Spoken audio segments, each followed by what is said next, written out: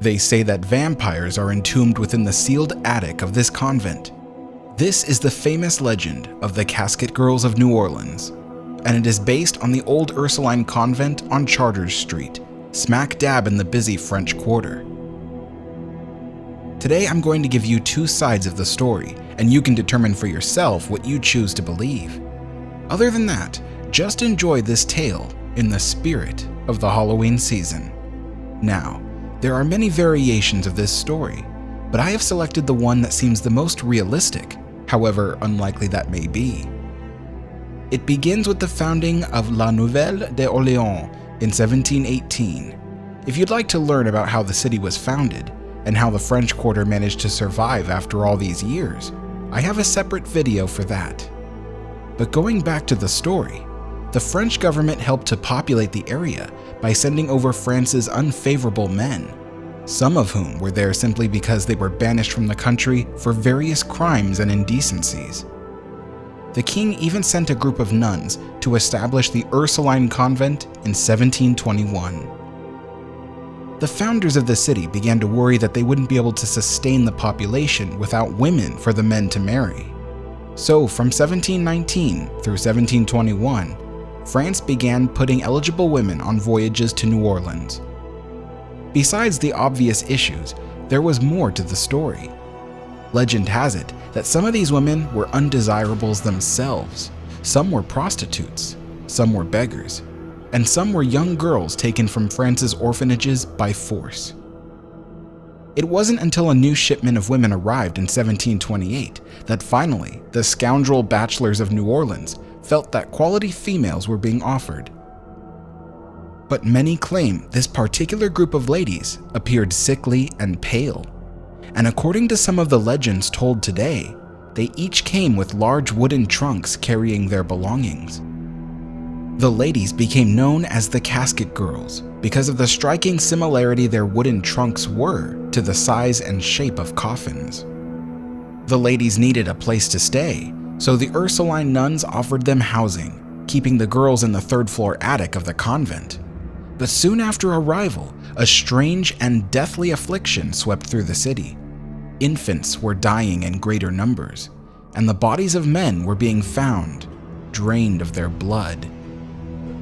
The nuns suspected the young women and searched each of their trunks, only to find that there were no belongings inside. The trunks were empty. The details vary, but by some accounts, it is said that the women and their coffins were locked in the upper attic. The doors were closed and the wooden shutters were drawn. Over 800 silver nails, each blessed by the Pope himself, had sealed up the attic. Some say it was only the coffins that were sealed up there to prevent the vampires from returning to them. But we'll probably never know, because the attic has been sealed tight ever since.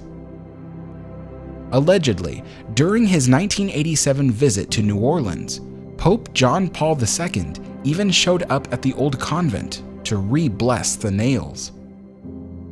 Many speculate whether the Casket Girls themselves were vampires, or that they had smuggled vampires into New Orleans with the coffins they traveled with. Maybe they looked sickly upon arrival because the long voyage to the New World required regular blood offerings to their precious cargo. It's been said that in the 1970s or 1980s, various ghost hunters who tried to monitor the building were found the next day with their blood drained. Again, the stories vary.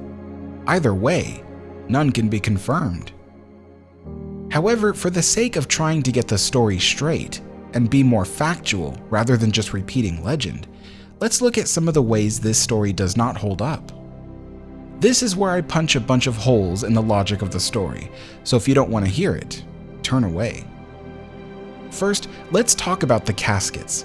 The original Casket Girls were referred to as filles à la cassette, cassette referring to the wooden trunks they carried.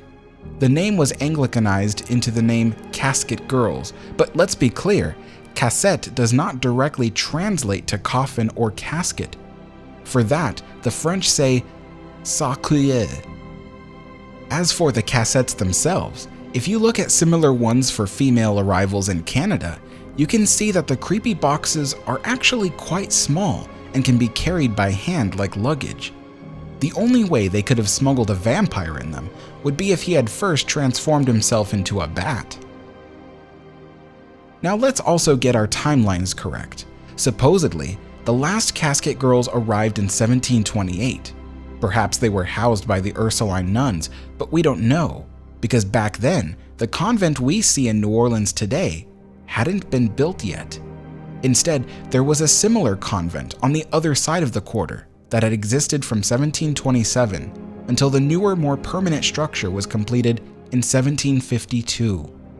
Therefore, you'd assume that with 24 years difference, the women would have moved away from the nuns by then. After all, their housing was only temporary until they had established themselves in the city. But that's not to say the vampires weren't sealed into the attic of the old convent and moved into the new one 24 years later. Except that this photo, taken in 1910, shows no shutters on the attic windows, which kind of debunks the story of the window shutters being nailed shut for 2 centuries. The third and final nail in the coffin has to do with what exactly is in the attic today. I mean, for many decades, shutters have been kept tightly closed over the attic windows, and people will tell you that the attic is permanently closed to visitors. So is it possible they are really keeping coffins up there? Well, not according to these photos taken by digital camera. You can see that electricity was installed in the attic, presumably long before these photos were taken. So it's not the first time someone has been in this attic since it was supposedly nailed shut. So then you might ask, why is the attic kept shuttered? Well, according to these photos, there are old artifacts up there. No caskets or coffins. Perhaps they just want to prevent sunlight from ruining what they have. After all, many museums worry about the effects of direct UV sunlight on preserved artifacts. And now, everyone, for a brief backstory on the history of the Ursuline Convent. Perhaps I'll go into better detail in the future, but for now, what I can tell you is that this particular building was completed in 1752. It is of stucco-covered masonry. This was one of the first buildings in New Orleans that was not made primarily of wood. It survived both major fires of 1788 and 1794. This makes the convent the oldest building in New Orleans and possibly the oldest in the state of Louisiana. The fire-safe features of the convent's architecture inspired the Spanish government, who ruled over New Orleans during that period, to mandate the use of stucco masonry and slate roofs.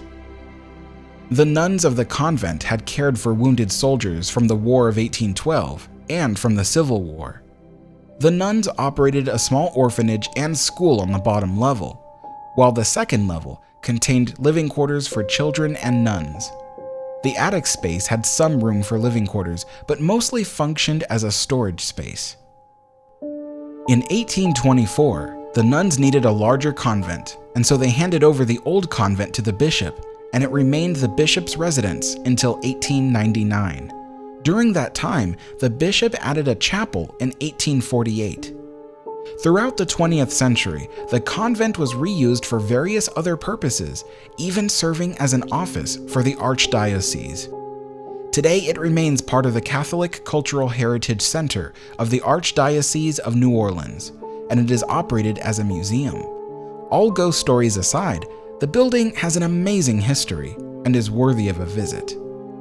And speaking of ghost stories, whether or not you believe the vampire legend of the convent, it is widely believed the building is haunted by ghosts of nuns and of the soldiers that didn't survive their wounds of war. Hundreds of the dead were processed on the grounds of this convent, and perhaps that leaves a mark of its own. Whether or not the legend of the casket girls is true, there is no doubt about the fact that there have been a lot of vampire sightings and stories left behind in the French Quarter and in the city in general. Perhaps there might be some degree of truth to the tales. In any case, now you have heard the story of the casket girls and know the legend of the vampires of the Ursuline Convent.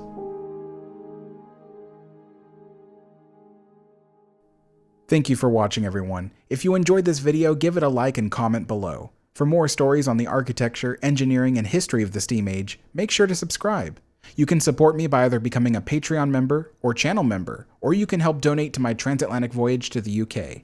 Links and information are in the description below. Thanks again, and I'll see you all next time.